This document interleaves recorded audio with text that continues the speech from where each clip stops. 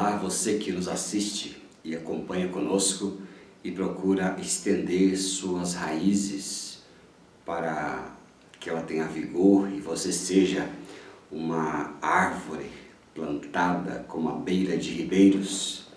Esse é o nosso objetivo quando nós procuramos compartilhar esses temas que nós estudamos no Aprofundando Raízes.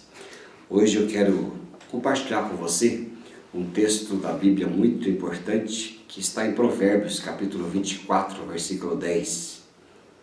Ele é um versículo onde mostra que nós precisamos ter coragem, força, porque Deus está conosco, mas também faz parte também do nosso caráter. E diz a Bíblia assim: se te mostras fraco no dia da angústia, a tua força é pequena. Coisa, né?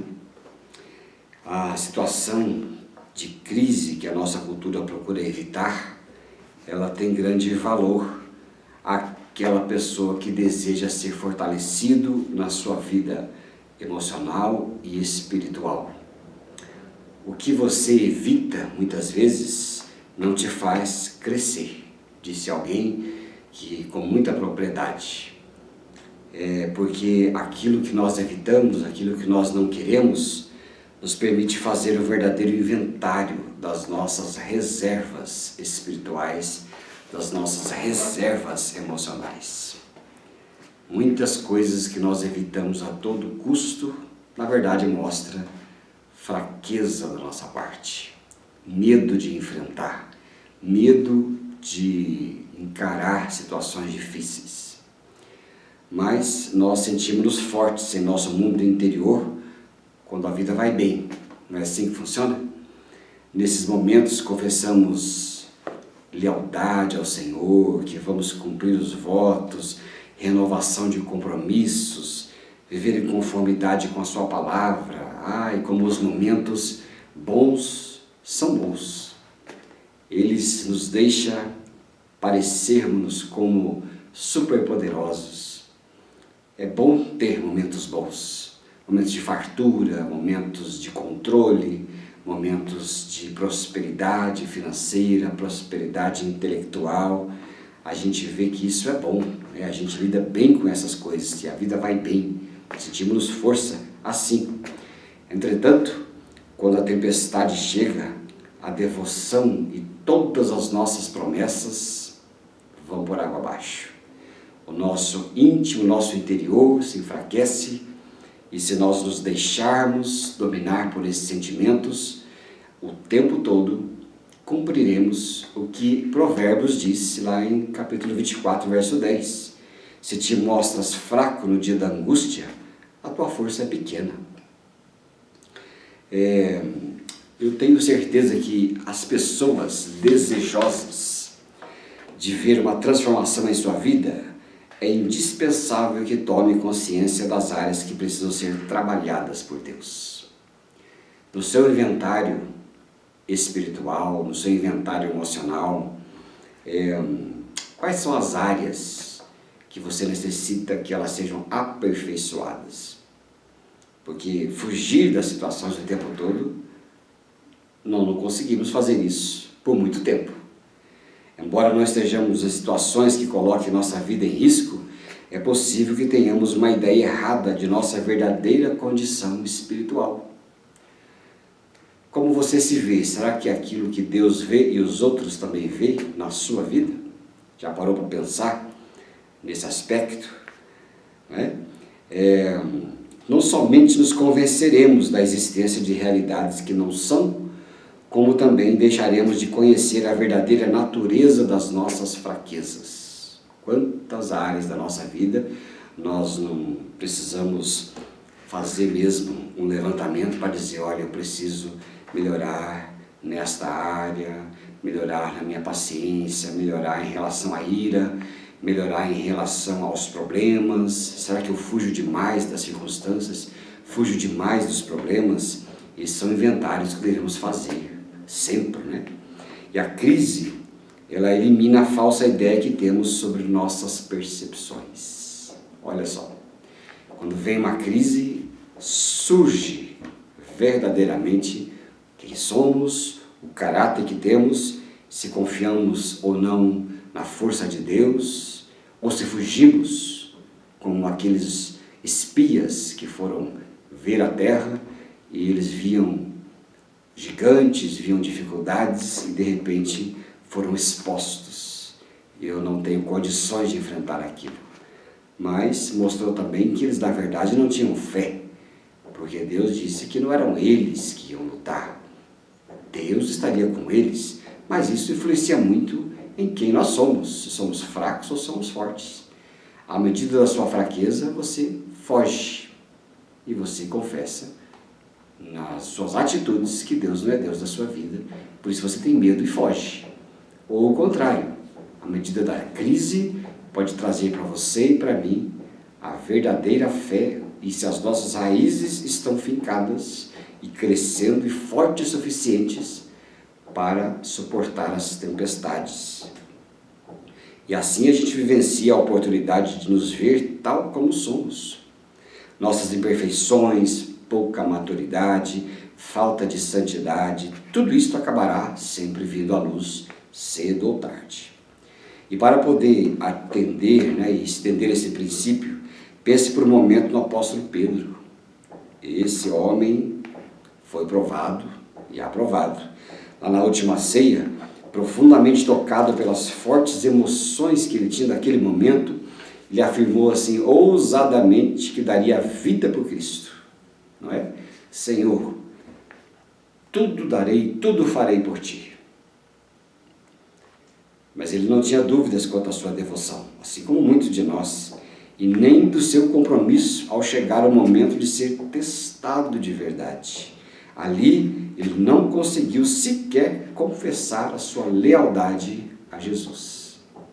Existe uma distância muito grande daquilo que nossas emoções no momento de calor afirmam e o que depois, se vamos ou não ter força suficiente necessária para enfrentar as batalhas.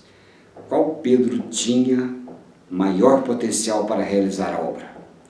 O primeiro, daquele que diz, confessou, nunca te abandonarei, ou o segundo, aquele que fugiu? O Pedro derrotado tinha aprendido uma valiosíssima lição. Ele não podia confiar no seu próprio entendimento nem na sua avaliação da paixão espiritual, porque naquele momento ele ainda era fraco, precisava ser restaurado. Isso mostra para nós lições preciosas que nós precisamos ter na nossa vida e que certamente faz de nós pessoas confiáveis e maduras e suficientemente preparadas. Uma coisa que eu quero deixar conosco nesse tempo, para nós fortalecer a nossa vida, é que primeiro devemos ser cautelosos com aquilo que declaramos em tempos de fartura ou de bênçãos. Quando tudo está bem e a prosperidade é imensa em todas as áreas da sua vida e você se sente como pisando em nuvens, tome cuidado com aquilo que você fala, aquilo que você declara, porque em momentos de provisão e de fartura é fácil assumirmos promessas de grande desenvolvimento e poder emocional, espiritual, porque as coisas estão todas caminhando como queremos. Esses dias eu vi uma entrevista de um sujeito lá na televisão que estava apavorando todo mundo e dizendo que alguns vícios, e o vício que ele tinha, que era um vício de lascívia, era prejudicial, e ele estava levantando uma bandeira para que nem ele, e nem ninguém, e nem os jovens, e todas as pessoas que estavam à sua volta, que eles deviam ter firmeza, não se deixar levar e aguardar e superar os momentos todos os dias da vida até a maturidade. Aí, quando o repórter perguntou assim, que interessante, e quanto tempo você não cai nesses pecados aí, nessas atitudes que você tinha antigamente? E ele falou, já faz 3 meses que eu estou praticando. Aquele momento eu já deixei a entrevista de lado, já falei, olha, meu filho, quando passar 3 anos, você volta e dê a entrevista. Porque não é assim que funciona, né? Você não acaba de crer, acaba de solucionar um problema, acaba de pagar as suas dívidas, acaba de ter sair de uma crise conjugal e já sai ensinando por aí o tempo todo. Negativo. Precisa ter a obra da consolidação espiritual, emocional da nossa vida, e isso leva tempo antes de a gente sair por aí erguendo bandeiras. Por isso a gente precisa tomar cuidado e ser cauteloso com aquilo que declaramos em tempos de fartura, em tempos bons. Porque e aí quando vier os tempos ruins? Gosto de Provérbios capítulo 19, versículo 2, que diz assim: não é bom proceder sem refletir, e peca quem é precipitado. Olha aqui, texto da palavra de Deus, interessante. Gosto também de Provérbios 14, verso 29, ele fala assim: a precipitação é a causa do sofrimento de muitas pessoas. A palavra aqui, precipitação, vem realmente de precipício, né? Abismo, perdição, ruína, é o precipitado, é a pessoa precipitada. A Bíblia ensina que quem age precipitadamente é louco, né? Diz assim, o longânimo é grande em entendimento, mas o de ânimo precipitado exalta a loucura. Exemplo não muito corriqueiro ou corriqueiros, a gente vê que nós precisamos tomar cuidado. Devemos ser cautelosos nos momentos de fartura, e o equilíbrio faz parte de pessoas que estão construindo um caráter sóbrio. É fácil nos sentirmos invencíveis quando tudo está ao nosso favor. É ou não é verdade? É fácil ser invencível, é fácil prometer, mas aí vai vir o momento da solidão, o momento das provas, das lutas, o momento em que você estará ausente dos holofotes, e é ali sim que o caráter começa a se consolidar e a provar. E só Deus mesmo para nos abençoar com essa característica de sobriedade, né? De fortaleza. É preciso que nós deixemos o Espírito Santo consolidar a obra em nossa vida. Eu tenho sempre muita reticência com gente de pouca experiência. Até admiro muitos jovens na televisão, na internet, falando, mostrando, pregando, ensinando. É bom, é o caminho para um futuro consolidado. Mas a experiência e o tempo, ele é provador para todos nós. Gosto e peço a Deus que, por misericórdia e graça, que um dia eu seja alguém lá de uma idade mais avançada, mas que tenha sabedoria, e a sabedoria venha sendo comprovada pelo passado. Mas, em segundo lugar, nós devemos valorizar as situações de crises em nossas vidas. Já fugi muito de crises, ficava muito ansioso, desesperado para que os problemas não viessem. Eu não sei se esse é o seu problema, mas o meu era assim. Mas até que a gente começa a saber que as crises, ela vêm justamente para nos tornar capacitados. É a prova da vida.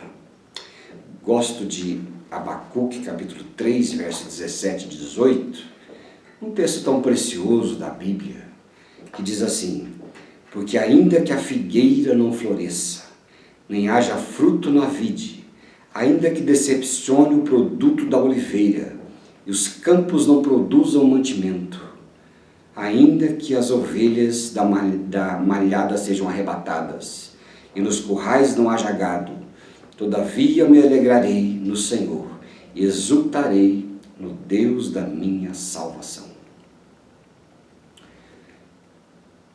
crise virá, mas Deus não permitirá que sejamos tentados mais do que as nossas forças.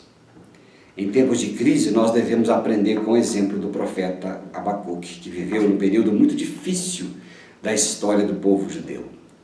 Judá seria esmagada pelo avanço babilônico e havia crise política com um rei perverso reinando sobre aquele povo todo, crise econômica e principalmente crise espiritual. Deus já não fazia mais parte daquela nação. Mas a glória de Deus estava sendo desprezada ali por aquele povo incrédulo, rebelde, que perdia cada dia sua identidade de um povo aliançado com ele. Que triste, né? A decadência material e a decadência moral, ela vem logo depois da decadência espiritual. Quando a espiritualidade vai embora, tudo vai embora. Mas em meio aos profundos questionamentos e súplicas que aquele homem teve, refletia a sua tristeza e aflição, e é notória a percepção que Abacuque tinha da grandeza de Deus. Sempre tem um resto. Sempre tem um restinho ali que crê, um restinho que paga o preço da fidelidade, aquele restinho que confia, aquele resto que não se abala, porque o normal é todo mundo se abalar, mas a crise, ela vem valorizar a vida daqueles que abraçam a crise e dizem: como posso sair dela? Não à toa que tem um ditado que corre que crise, né, no dialeto e na chinês, ele tem a mesma carga de prosperidade, oportunidades, jeito de se desenvolver. Mas ali, o profeta sabia que servia a um Deus soberano sobre todas as coisas e que poderia sim deixar as crises virem, porque pior que fosse, não estaria fora do controle de Deus e ele se manteria firme, não se abalaria. É lógico, ele não tinha sangue de barata, assim como nós também não temos sangue de barata, temos medo. Você acha que é fácil olhar para uma organização e ver aquela organização com grande dificuldade? Você acha que é fácil você estar no meio de uma família problemática, que depende de sobriedade e oração, de ficar firme? Você acha que é fácil enfrentar uma oposição no seu trabalho, na sua escola, na sociedade? Não é fácil, mas aquele que se permanece, que fica em pé e diz: estou aqui, pode vir vento que eu vou resistir a você, aí a crise começa a formar um caráter, uma força interior na vida dessas pessoas que se disporão para liderar. Isso é interessante, né? Ninguém gosta de passar por crises, mas que bom fruto produz em nós quando decidimos enfrentá-la. Eu não gosto de crise, mas eu tenho que enfrentar as crises e muitas vezes esperar o tempo passar. O tempo é revelador e curador. Relembre isso dos livros, muitos, porque olha, eu quero dizer a você, crente lê demais, né? Lê muito livro, lê livro do fulano, do beltrano, e compra e lê, e compra e lê, e depois quando chega a crise esquece tudo que leu. Mas vale a pena a gente relembrar alguns princípios que a gente lê, tipo, nosso valor se desenvolve quando é visto, quando as crises desenvolvem nosso caráter. Não é verdade? Eu tenho certeza que uma pessoa solucionadora de problemas é aquela pessoa que tem valor. Eita, como é bom saber que tem um solucionador de problemas. Se você é assim, não murmure. Dê graças a Deus pelo dom que você tem de ser uma pessoa solucionadora de problemas.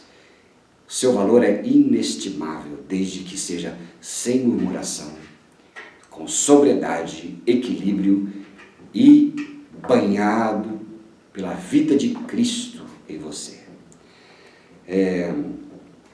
Medita assim, eu tenho um livro que eu li há um tempo atrás, de Larry Crabb, que ele dizia assim: a nossa fé só tem valor quando sobrevive aos embates da dor. Ela nos leva por meio do sofrimento e uma experiência mais profunda com Cristo. E, portanto, à esperança, ao amor e à alegria. Que coisa interessante, né? Isso é muito bom. Suas raízes serão profundas. Quanto mais forte é o vento em cima da árvore. Eu gosto de um pequeno texto que eu li de sabedoria que diz que se a bolha nunca for inflada, ela não precisará ser estourada. Excesso de confiança é uma grande fraqueza e uma desvantagem. Mas se você for humilde, ninguém precisará humilhá-lo. E é muito menos provável que o mundo tenha surpresas desagradáveis reservadas para você e para mim. Mas se nós permanecermos com os pés no chão, nada nos derrubará. Afinal de contas, o Salmo diz que bem-aventurado é aquele que tem os seus pés na rocha. Bem-aventurados somos nós. Seremos como árvores plantadas à beira de ribeiros, cuja folhagem não murcha e dá o seu fruto no tempo certo. Tempo certo é a chave. Que nesta hora de estudo, Deus te abençoe e você possa pensar. E assim que acabar a transmissão, vá orar. Um tempinho de oração com Deus sobre o que você ouviu e peça ao Senhor. Peça a Ele com força. Qual é a medida da minha força, Senhor? Quero ser uma pessoa forte em Ti. Seja ricamente abençoado e nos vemos nas programações da nossa igreja.